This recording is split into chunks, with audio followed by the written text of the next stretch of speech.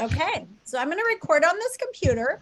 It is Tuesday, May 9th, and we're going to talk about writing. Yesterday, I introduced the topic for this module, and today I have a book to read on one of the monuments at the National Mall. Before we do that, I wanted to just share with you a link to a doc you can make a copy of if you want to.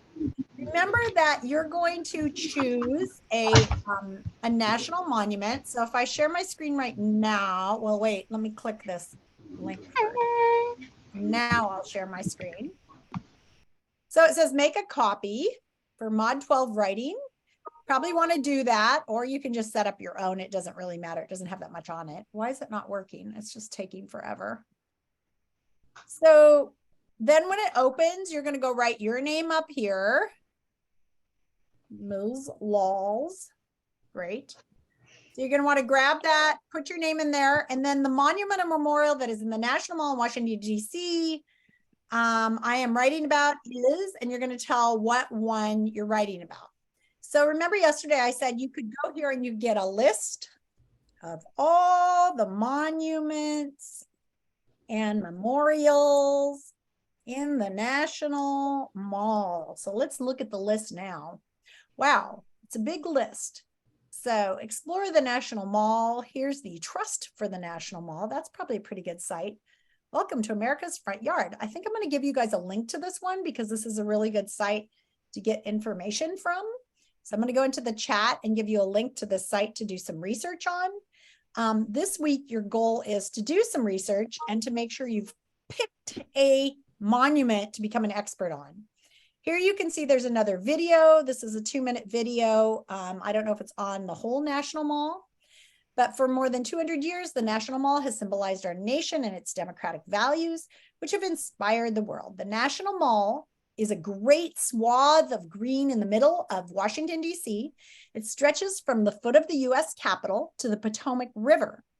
It's a premier civic and symbolic space in our nation. I've only been there one time. The Trust for the National Mall is the leading nonprofit partner of the National Park Service, dedicated to restoring and improving the National Mall. So here you can see it has links to all of these memorials. The Dwight D. Eisenhower Memorial, he was a president.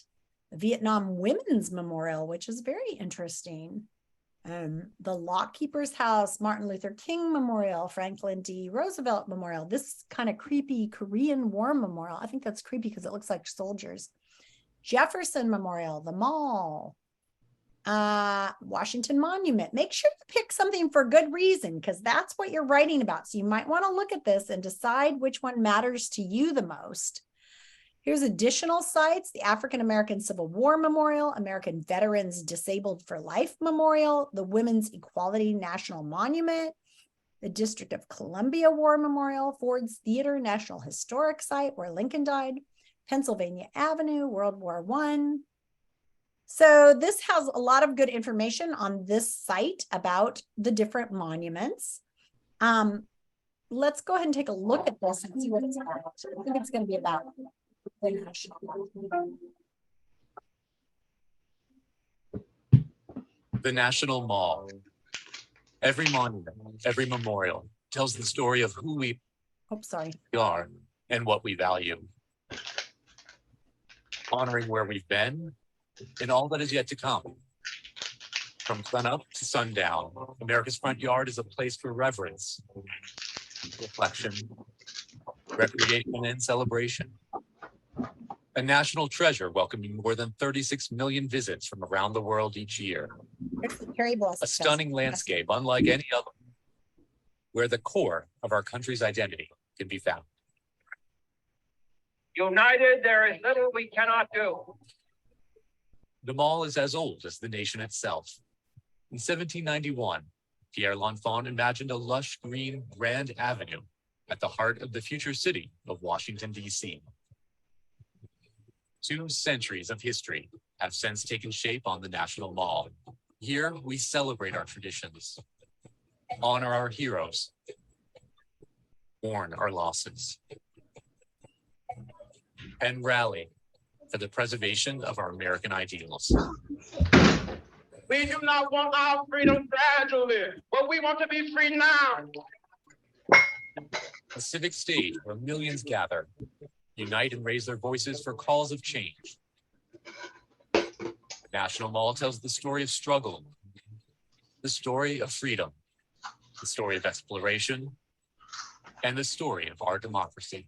To the best of my ability, preserve, protect, and defend That's The Roosevelt, Constitution of the United States. Ronald Reagan, So help me God. Barack Obama. And as time marches on, it continues to add new chapters to America's evolving story. A place to bring to life the promise and endless possibility for generations to come. So one thing about the National Mall is it's so far away from us that it's kind of hard for me to bring it to life for you guys. And so you're going to have to explore videos and information on your own to make sure that you bring this to life so that you really care about it. And then if you ever get a chance, sometime in your life, you should visit Washington, D.C. and go to the museums and walk on the National Mall, look at the White House. You can walk right up to it almost and, experience that for yourself. It's very cool. So today your job is to pick a monument and start doing some research. So let me share for a minute. We're going to go to the assignment. And today they just gave you the topic, but they really didn't give you too much information, just that one article. And so if you go to subjects, language arts, you'll see that today in the modules, you can look at the writing mod right here and see that the first thing you have to do is come up with some ideas, brainstorm ideas in lesson 1201. So we're already in 1202, which has how to research and gather notes. But today we're just like making sure everybody has an idea, everybody has a document, everybody's ready to go. And on my document, I'm going to write down the monument that I'm going to do. So I'll probably do the Vietnam Memorial Wall. Okay. And then I'm going to start trying to come up with some ideas about why it is important or significant. They use the word significant to me. So I could just brainstorm some ideas right now, like it honors people who gave their lives, it educates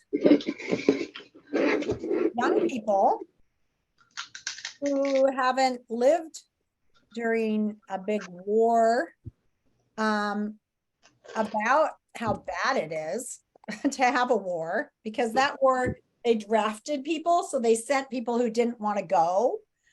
And it helps families to remember their loved ones. So I have several people who lost somebody during Vietnam. One friend of mine lost her dad and they never even found him. He's called a MIA, missing in action. They never found his body. So these are 3 ideas I have. And then as I continue to read today, I might jot down some more ideas and these might become my body paragraphs. Right? So you're going to want to start taking notes on your topic. You're going to want to start coming up with ideas. I'm going to read this book, The Wall, right now. Great book. You might have heard it last year. It's kind of a 4th grade read, but I'm going to read it to you now. I'll get rid of my video so that you can see my background. And then afterwards, you can go and look through the National Mall information and try to pick out one of the memorials of your own that you want to cover. The Wall by Eve Bunting, illustrated by Ronald Himmler. This is the wall, my grandfather's wall. On it are the names of those killed in a war long ago. Where's Grandpa's name, I ask. We have to find it, Dad says. He and I have come a long way for this, and we walk slowly, searching. The wall is black and shiny as a mirror. In it, I can see Dad and me. I can see the bare trees behind us and the dark, flying clouds. A man in a wheelchair stares at the names. He doesn't have legs. I'm looking and he sees me looking and smiles. Hi, son. Hi. His hat is soft squash green and there are medals on it. His pant legs are folded back and his shirt is a soldier's shirt. A woman as old as my grandma is hugging a man, old as grandpa would be. They are both crying. He whispers. Flowers and other things have been laid against the wall. There are little flags and an old teddy bear and letters weighted with stones so they won't blow away. Someone has left a rose with a droopy head. Have you found Grandpa yet, I ask? No, Dad says. There are so many names. They are listed under the years when they were killed. I've found 1967. That's when my grandpa died. Dad runs his fingers along the rows of print, and I do too. The letters march side to side like rows of soldiers. They're nice and even. It's better printing than I can do. The wall is warm. Dad is searching and searching. Albert Jensen, Charles Branowski, George Munoz, he mutters. His fingers stop moving. Here he is. My grandpa, I ask? Dad nods. Your grandpa. His voice blew. My dad. He was just my age when he was killed.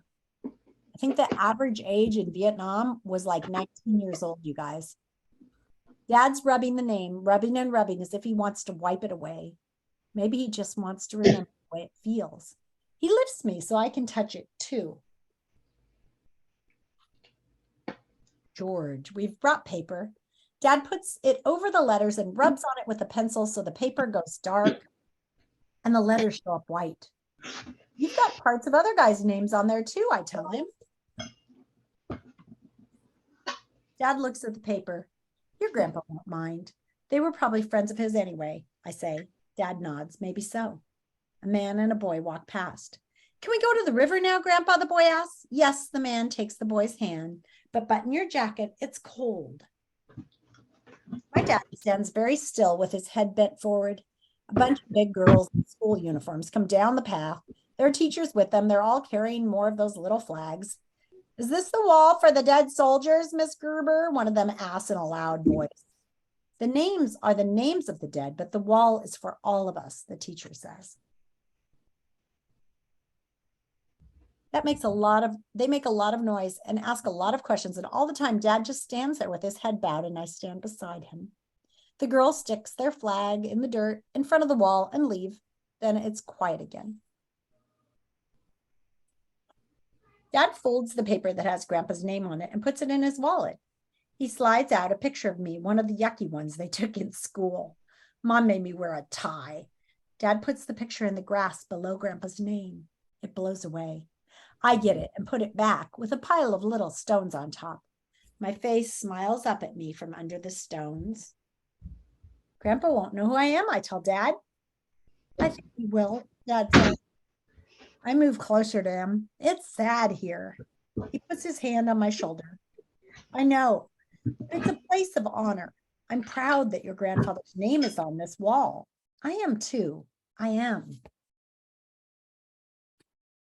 But I'd rather have my grandpa here taking me to the river, telling me to button my jacket because it's cold.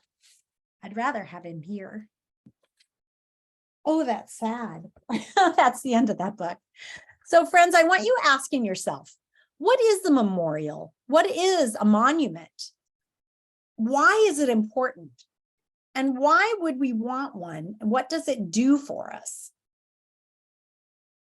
And then ask yourself, which one of the monuments or memorials speaks to you? And why? Why is it important?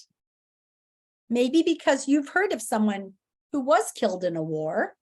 Maybe because you are a person who cares about women's rights and are proud of the women who fought to get us those rights, or civil rights for all races. So you'll have to look at the memorials. Maybe you're proud of the achievements of John F. Kennedy or Lincoln fighting to end slavery, or any of those people. If you admire that person, maybe it's somebody to look up to. But you're going to have to ask yourself which memorial speaks to you. You're going to have to do a little bit of research. So make sure you're looking through the memorials. You can watch videos. You can read that, that link that I put in. And then it's time to start doing research. So on my sheet, if I were doing it right now, I might start taking some research on what I just read. So I would probably go down here and I would write down in the book, The Wall by Eve Bunting. Remember, you have to do your sources. Notes. The Wall is organized by year. So families, by year that they died, right? Year of death. So families can find it. It is to honor the dead, but it is also for the living to remember. We remember both to remember those we loved and who sacrificed their lives,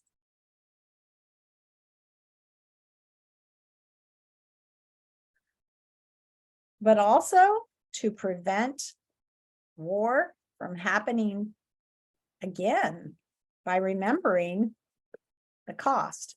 So you can just take some notes after you read a source. Like if I watched a video, then I might come back in here and put in the video, blah, blah, blah.